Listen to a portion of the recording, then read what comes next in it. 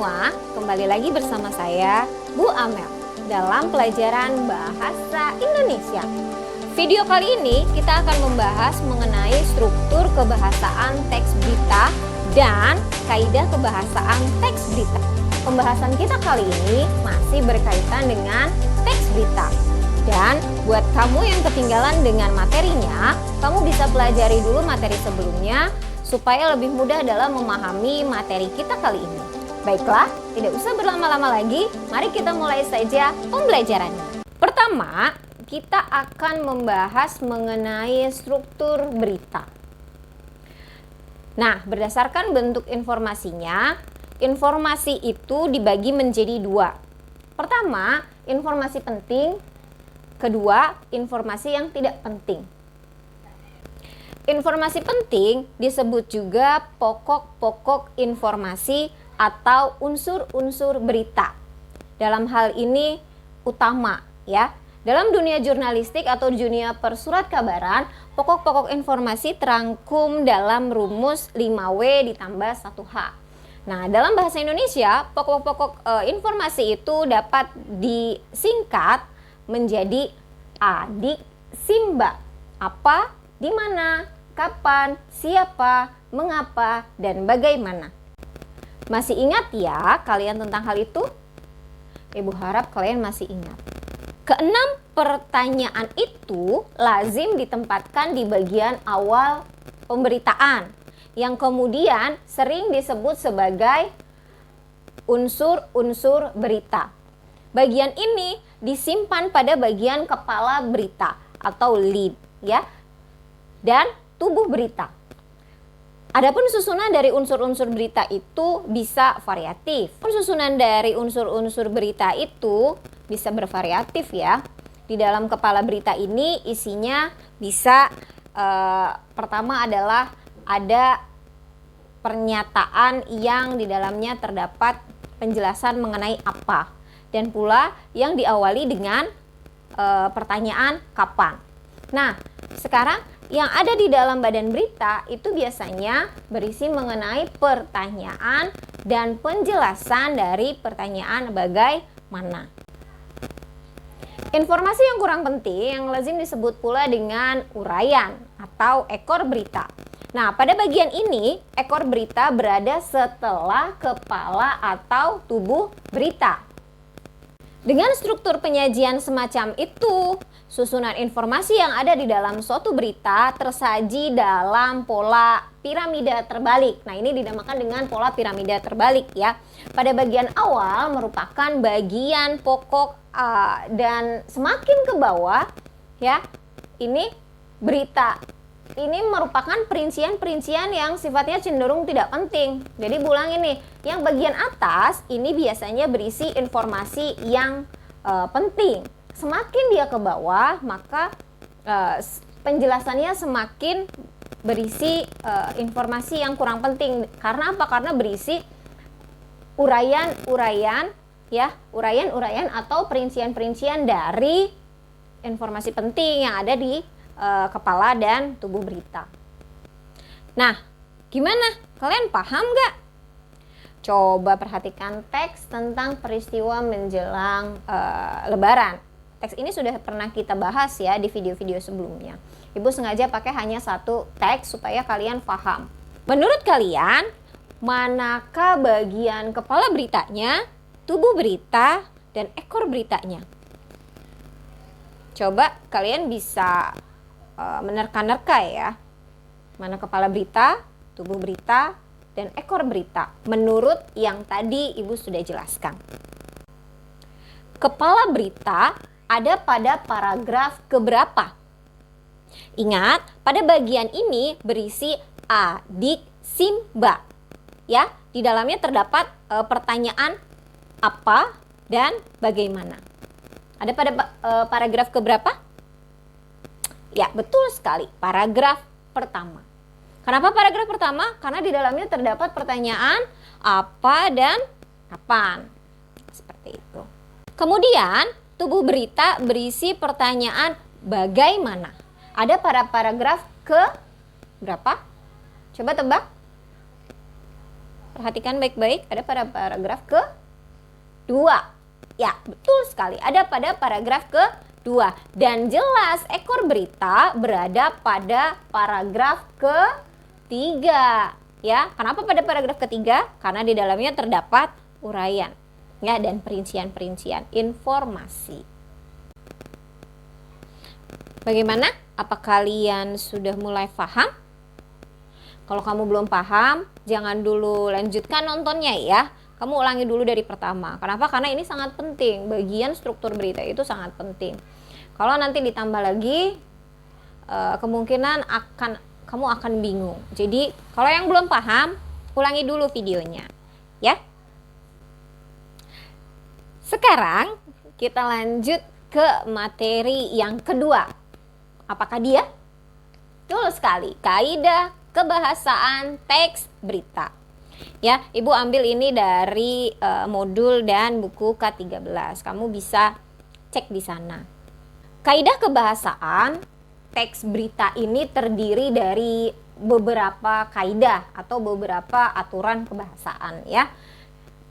Kaidah itu terdiri dari bahasanya menggunakan bahasa baku, kemudian menggunakan kalimat langsung sebagai variasi dari kalimat itu, kemudian menggunakan konjungsi bahwa, kemudian menggunakan konjungsi temporal dan konjungsi kronologis, kemudian menggunakan keterangan waktu, kemudian menggunakan kata kerja mental. Nah, kita bahas satu persatu.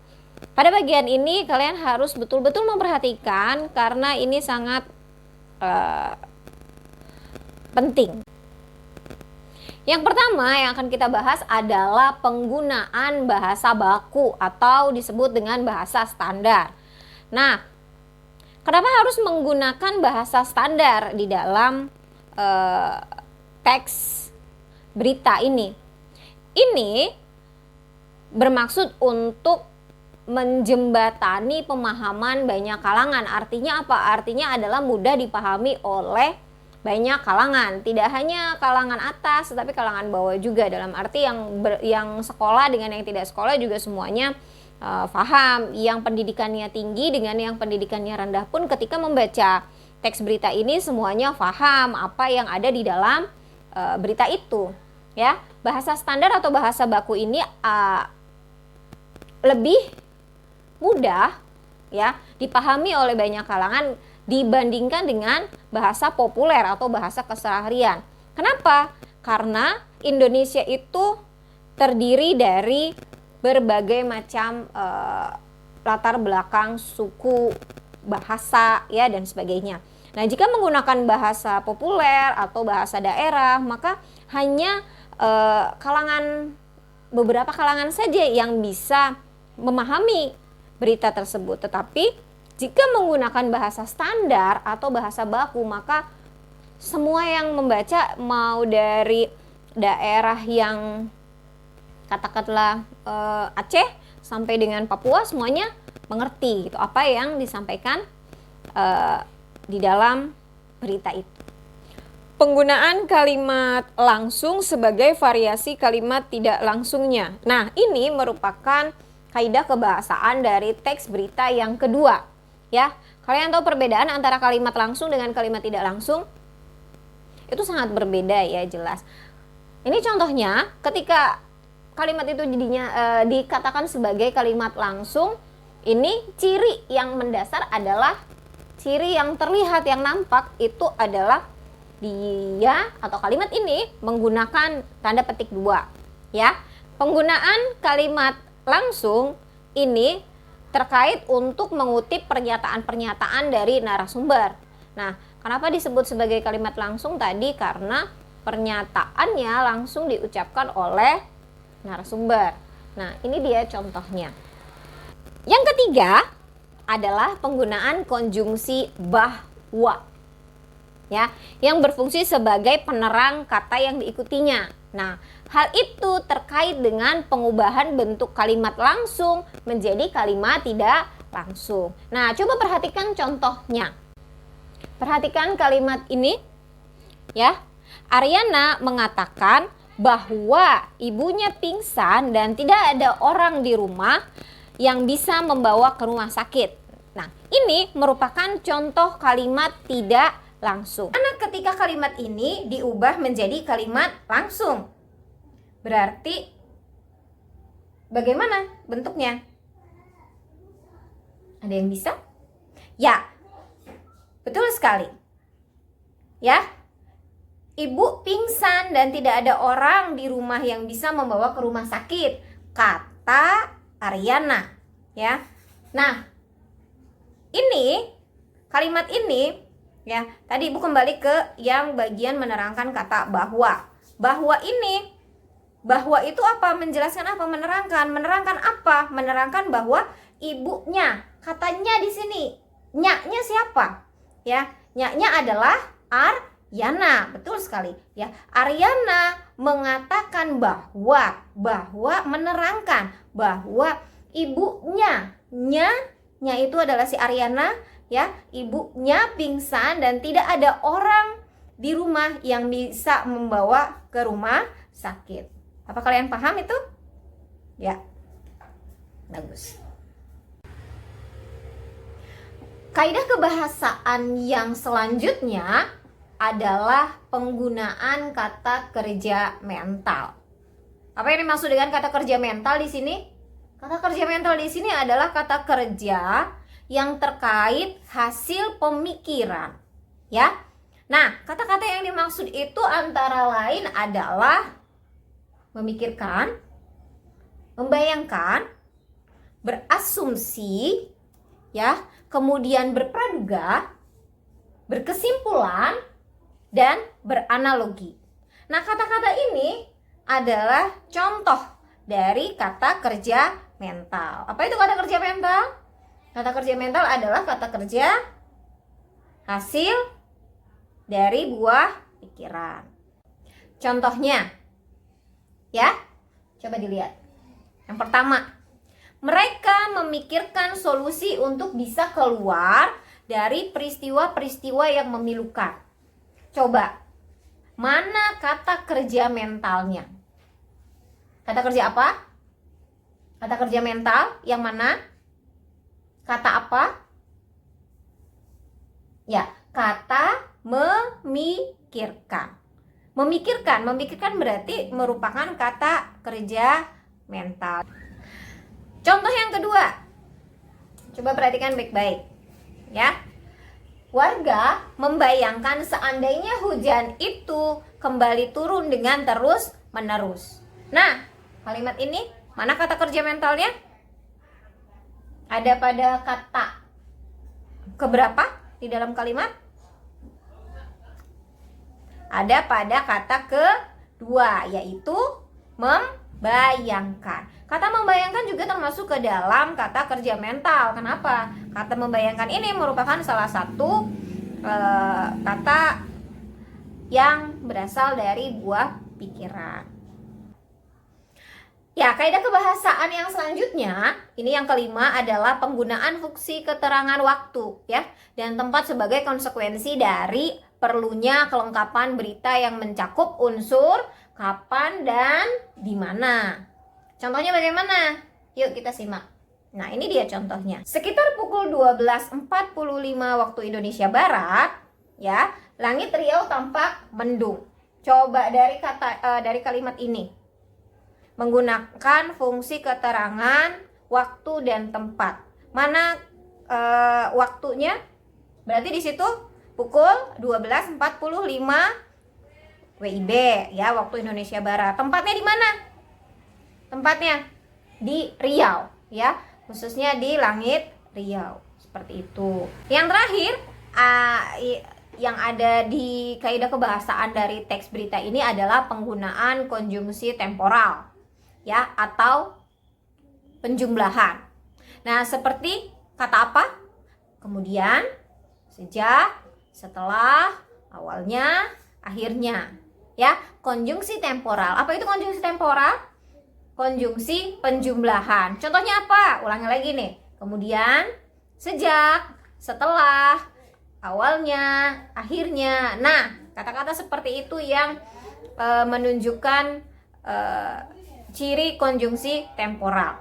Nah, hal ini terkait dengan pola penyajian berita ya, yang mengikuti pola kronologis. Nah, apa itu pola kronologis? Pola urutan waktu. Jadi dalam menyampaikan berita itu tidak boleh dibalik-balik ya.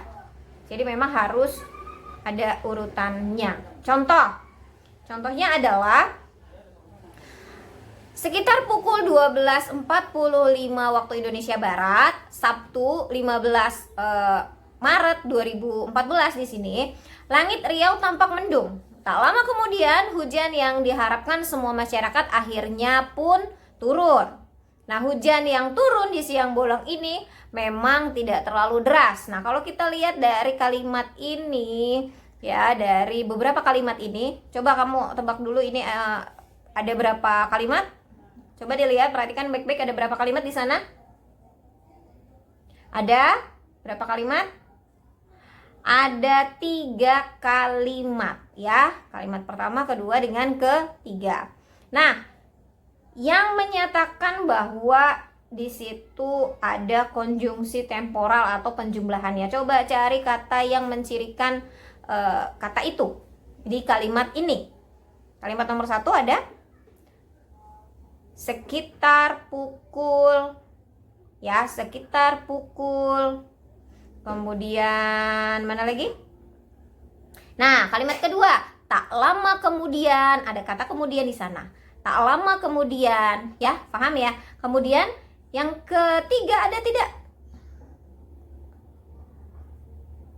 Ada tidak? Hujan yang turun di siang bolong ini memang tidak terlalu deras. Tidak ya. Yang bagian ketiga ini merupakan, kalau menurut Ibu ini seperti penjelasan. Ya. Untuk pembelajaran kita kali ini bagaimana? Lumayan bukan? Pelajaran kita kali ini membahas 2. Ingat ya, yang pertama adalah struktur dari teks berita. Tadi strukturnya ada berapa? Ya kan? Ada kepala berita, ada tubuh berita, dan ada ekor berita. Kemudian yang kedua adalah kaidah kebahasaan dari teks berita. Ada berapa? Mulai dari bahasa standar atau bahasa baku, kemudian ada kalimat langsung, ada konjungsi bahwa, ada konjungsi temporal, ada konjungsi kronologis, kemudian ada kata kerja mental. Ya, semua itu silahkan kalian pelajari. Kalau seandainya kamu masih belum paham, seperti biasa, kalau belum paham berarti kamu harus ulang videonya. Ya, kemudian silahkan ajukan pertanyaan di kolom komentar boleh, atau di di WA ya, di WA grup kelas kita. Jangan sungkan, jangan malu kalau kalian nggak ngerti, silakan kalian tanyakan di sana ya, bisa langsung tanyakan pada ibu, atau silakan kalian berdiskusi dengan teman-teman kalian. Oke, seperti itu aja. Terima kasih untuk pertemuan kita kali ini. Kita ketemu di pembelajaran berikutnya. Bye.